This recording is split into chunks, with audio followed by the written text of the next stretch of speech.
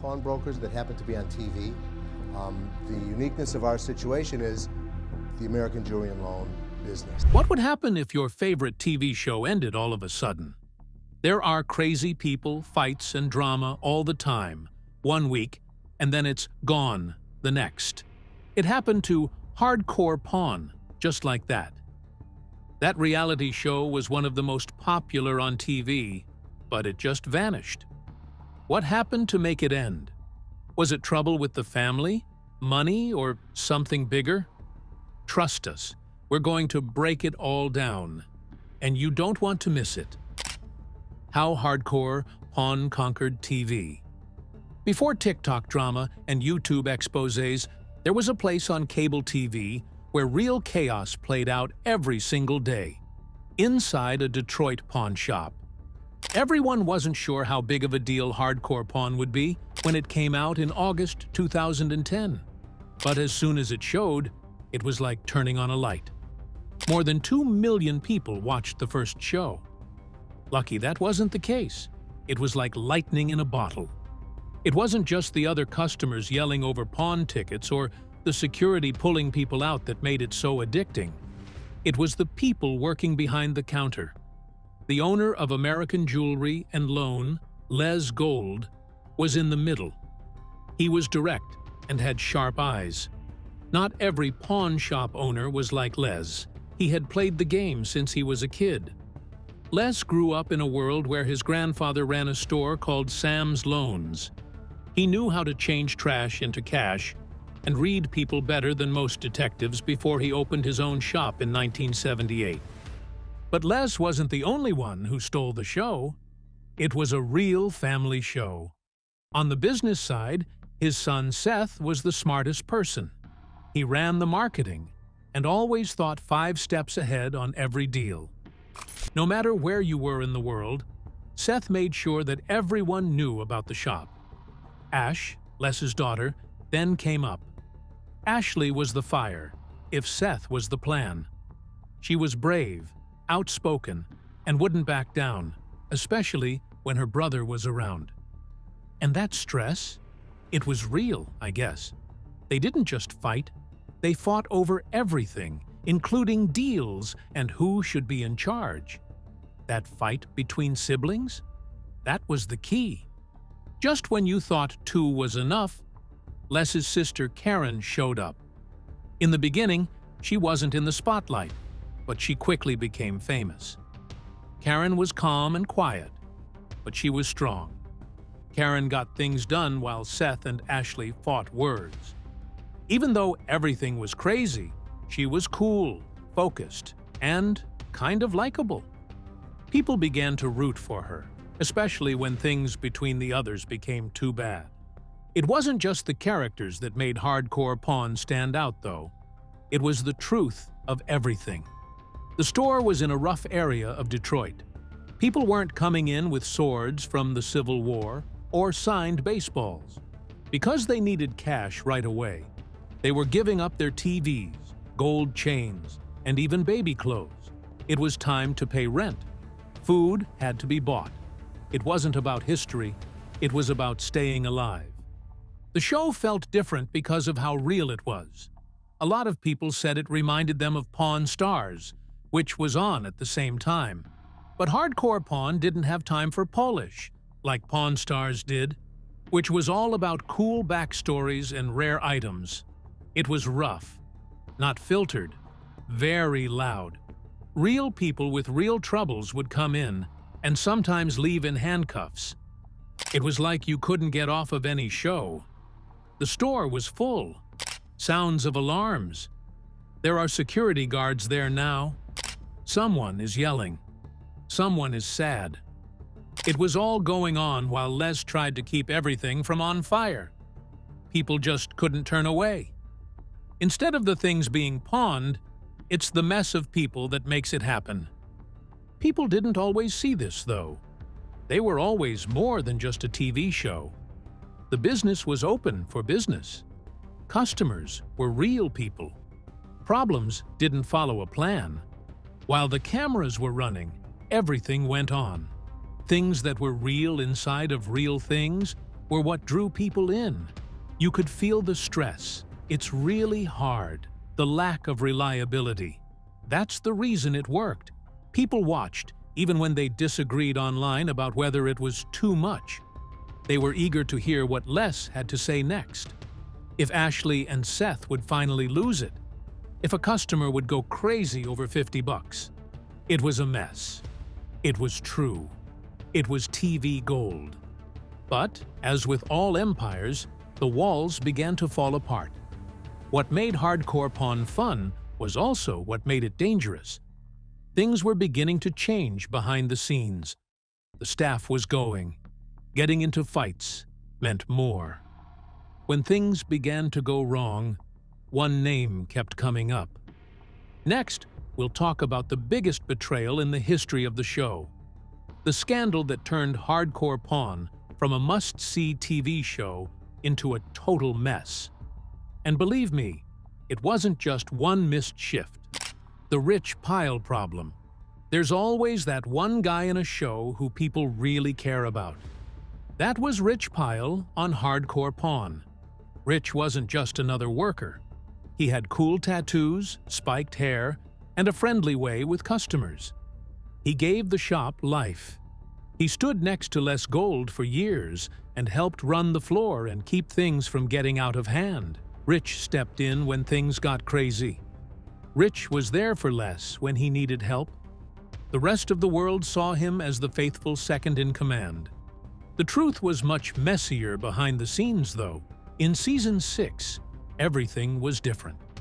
Rich was there one show, as he always is. The next thing you knew, he was gone. Fans were also lost. From what they saw on TV, it looked like a simple checkup that Rich missed his post.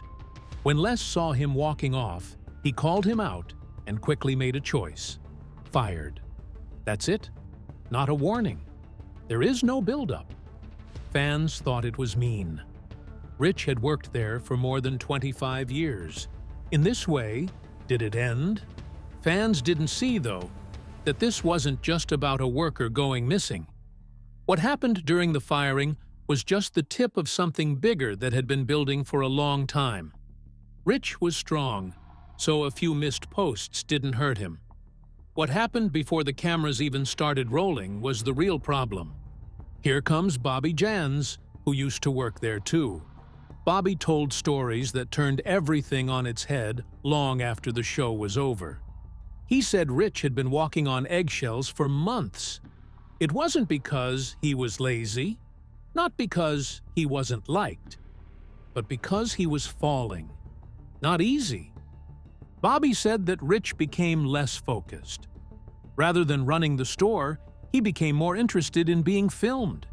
He came for the action, not the specifics. Those little things were important. Rich was getting screen time while things were going wrong at the shop. A lot of complaints started coming in. Customers were not pleased. More mistakes were being made. Still, that wasn't the worst of it. A check inside the company was what really made things clear. The numbers didn't add up behind the scenes. Reports said Rich had been paying for personal things with work credit cards. He lied about what he said. Paid with fake receipts. Even made up attendance numbers for team trips. What began as trust turned into doubt. Then show. Then Les couldn't ignore that line. Rich was told about the results by Les and Seth. Les made the call after years of service, friendship, and the show. It didn't matter how much Rich's fans loved him. He went too far. In Les's world, that meant you were out. But that wasn't the end of the damage. Fans were mad. Rich had a lot of fans. Social media went crazy. People wanted to know the truth. Comments on the show turned into war zones. Things were even worse inside the shop, though. Morale went down.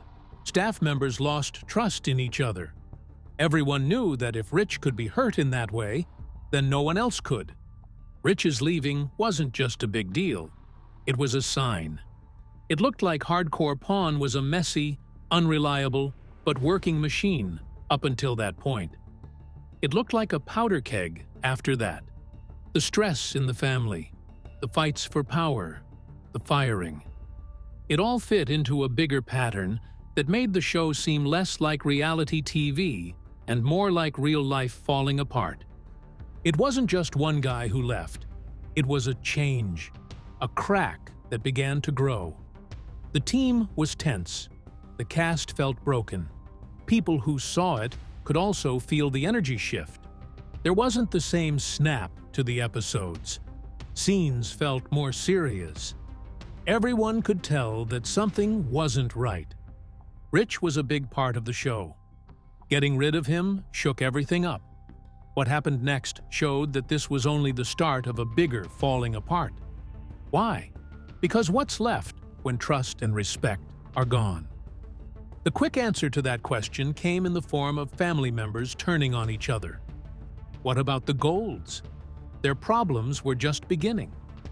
The next part of the show is all about the fire, family betrayals, rising tensions, and the power fight that brought the show closer to falling apart. The Gold family drama explodes. At first glance, it seemed like normal family talk. A sister making fun of her brother, being brushed off by a brother. But something deeper was building below the surface. The hardcore pawn shop wasn't just a business.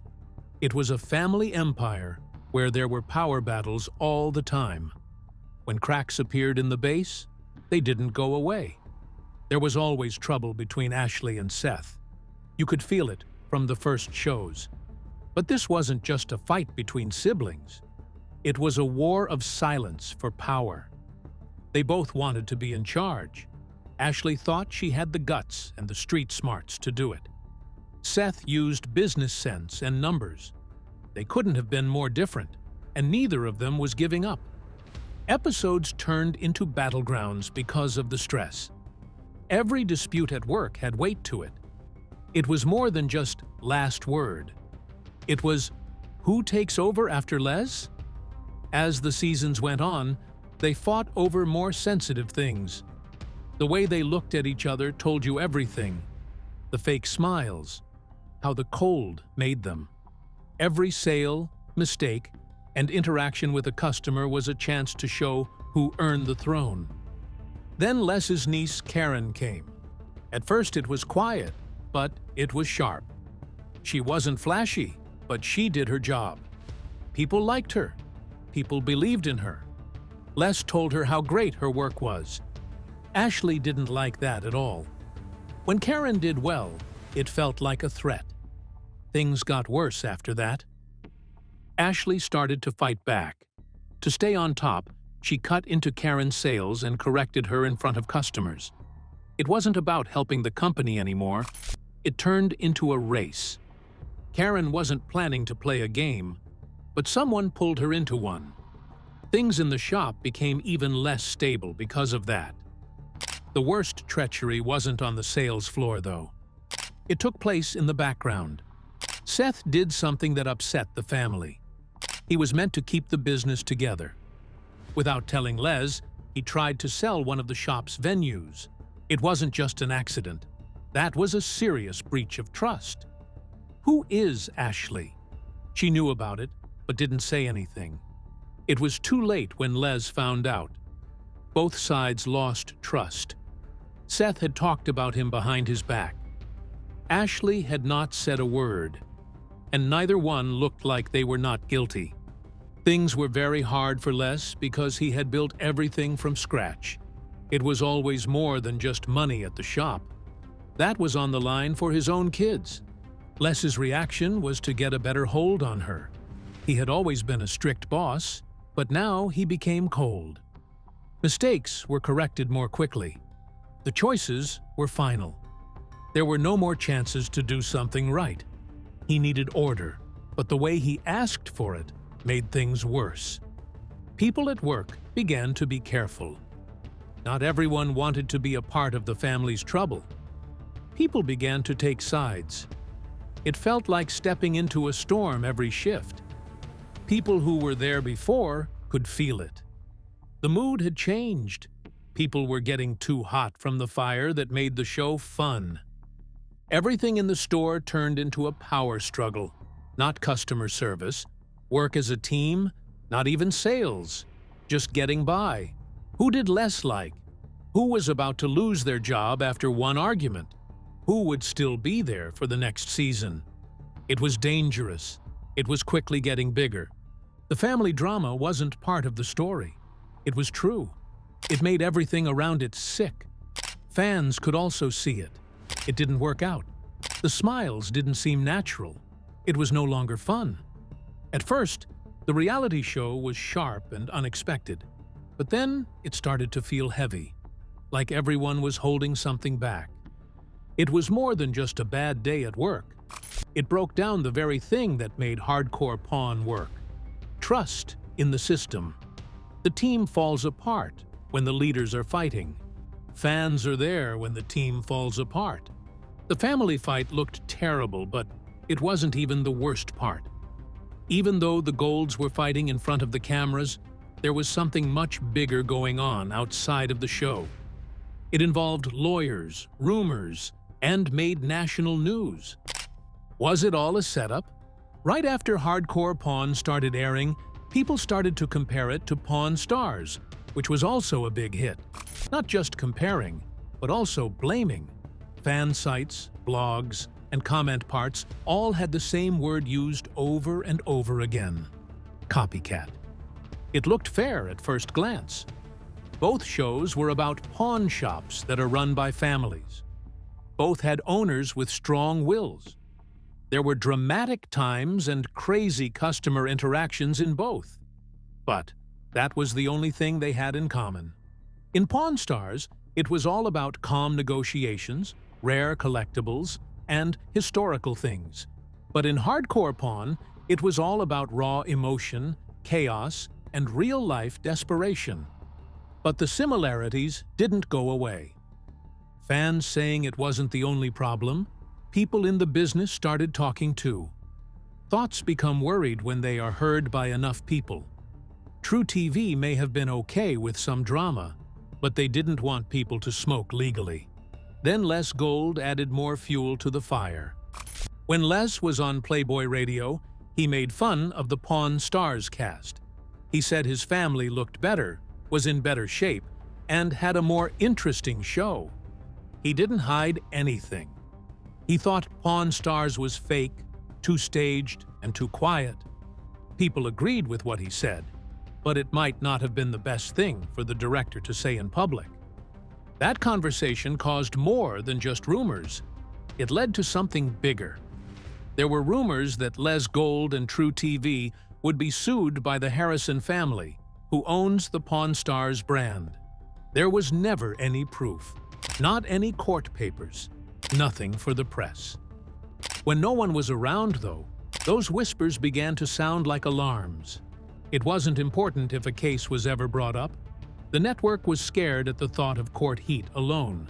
True TV was already shifting its attention to comedies and other light shows. It wasn't really a safe bet anymore when a reality show got in trouble with the law because a star was criticizing the show in public. And just when things seemed the strangest, the internet did what it does best. It made up a new idea. This wasn't about numbers or lawsuits. It was less light. A story went around the world that Les Gold was involved in the death of a businessman in Detroit. There was no proof. No, look into it. Not a solid base to stand on. But the news quickly spread on Facebook, Reddit, and even YouTube. People made guesses about hidden enemies, video that was missing, and what the cameras didn't show. The story spread, but it didn't have a spine. Fact-checkers shut it down right away. The death story was not true at all. There was no link between Les or his shop and anything illegal. No suspect list, no link. But the harm was already done. These days, just being accused is enough to ruin your reputation, even if you're not guilty. Now, True TV was in a tough spot. Their show was very popular and had a lot of loyal fans, but there was also a lot of noise, comparison scandals, ego clashes, lawsuit reports, and now full-on conspiracy theories. Also, keep in mind that this was all going on at the same time that the network was trying to change itself into a comedy-first brand. It was no longer a good thing that Hardcore Pawn had a lot of crazy energy. It wasn't easy, even behind the scenes. Sponsors were beginning to doubt themselves. The media paid more attention to the debate than to the story itself. The network's PR team had to fix more news stories than hype. It was clear from all the noise that Hardcore Pawn wasn't just a show anymore. It was a risk. If a network thinks a show might not do well, they do the math. It doesn't matter to them how loyal or longtime fans you are. They want to be in charge. About picture. About how well a show fits with the brand they're making. That show is no longer Hardcore Pawn, what with its fights, firings, scandals, and now conspiracy theories. Next, we'll talk about how Hardcore Pawn went from having millions of viewers to a slow decline. We'll talk about how the drop in numbers, the change in networks, and the timing all worked together to end a reality TV show that was popular. The real reason True TV pulled the plug. Every show that gets popular hits a wall at some point. That wall came up for Hardcore Pawn faster than anyone thought it would. Over 3 million people watched it when it was at its best, around 2013. That many people watched it, making it one of True TV's most popular shows. Every week, people stayed up to see the latest fight. Another crazy customer upset, and the Gold family almost blow up at each other. But fire loses its heat after staying in one place for too long. By season 8, something had changed. At first, it wasn't a big drop. It was just a small one. The trend didn't end, though. Fans started leaving after each show. Some people said the show became dull. The fights, the chaos, and the deals are all blending together. What used to feel like a surprise now felt like old episodes dressed up. It wasn't just about the stories either. People also had things to say about Les Gold. He seemed like a strong boss at first. He was seen as too tough by more people over time. The way he talks to workers. His anger. He wouldn't bend. In Season 1, what made him strong now made him look cold. That change in how people saw the show had a big effect on how well people liked it overall. Even so, the numbers could have been handled. A lot of shows go down and then back up. Hardcore Pawn didn't see a change in the network itself coming, though. True TV did something big in 2014. They changed their name almost overnight. They didn't want sad reality TV. They wanted funny shows, light material, and viral energy. This was the start of shows like Impractical Jokers. The show is funny, moves quickly, and is nothing like a pawn shop in Detroit, where fights and family feuds are common. Now, Hardcore Pawn was the only one who didn't fit in. The new style didn't go with it. It wasn't right for the mood. True TV didn't want to change the show. They wanted to move on from that time. That made things hard for Les and his team. They tried to find a way to move forward. They looked for other networks that might work better for them. But it didn't hit. The numbers and the bags were seen by other stations. With the firing of Rich Pyle, the fights in the family, the lawsuit stories, and all the noise, the show seemed more like a risk than a comeback. No one was willing to do it. There was too much chaos and not enough order at every meeting. Fans were still hoping for Season 10, but decisions were being made behind closed doors. It wasn't a big deal that True TV canceled it. There's no big news, no farewell, a soft fade. After the last show, nothing else happened. Not any trailers, not a meeting, nothing but silence. The real answer was that quiet. The network no longer wanted to add to the drama. They came up with the plan to start over. It wasn't just one moment that caused the show to be pulled. It was months of falling ratings, bad press, and a brand new direction that didn't allow for pawn shop firestorms. But the effects were real, even though there wasn't a big ending scene. People in the cast went on. Fans were not given a way out. After becoming famous all over the country, the Gold family had to get back to normal life. And the shop, which used to be full of camera teams, had to make it through the day without any help.